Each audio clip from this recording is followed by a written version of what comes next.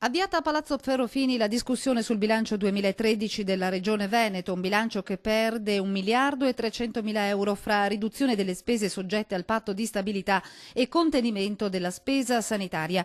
Ad aprire i lavori il presidente Luca Zaia, che prima di parlare del bilancio ha voluto chiarire la posizione della Regione in merito al caso Mantovani. Non posso iniziare a parlare del bilancio senza prima però aver chiarito alcuni aspetti che considero fondamentali, che sono quelli della chiarezza e della trasparenza. La manovra economica vale quest'anno poco più di 12 miliardi per il 70% destinati alla sanità. Finanziare il sistema sanitario regionale costerà infatti 8,35 miliardi.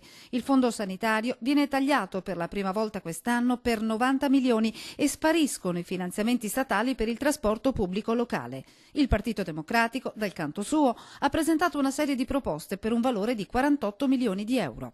Nel passato c'era una sorta di logica, lasciamo che sia il mercato, che siano le imprese che governano i rapporti con la pubblica amministrazione. Noi dobbiamo invertire questa tendenza, ci deve essere una programmazione regionale, dobbiamo individuare le priorità, gli interventi prioritari da mettere in campo. Per esempio noi vorremmo spendere molto di più in questo momento sul sistema ferroviario regionale, perché ormai siamo in una fase drammatica su questo fronte. I pendolari, i cittadini, gli studenti non riescono più a prendere un treno in maniera regolare, quindi invertire il modello di progettazione, investire molto di più in infrastrutture utili per la nostra regione.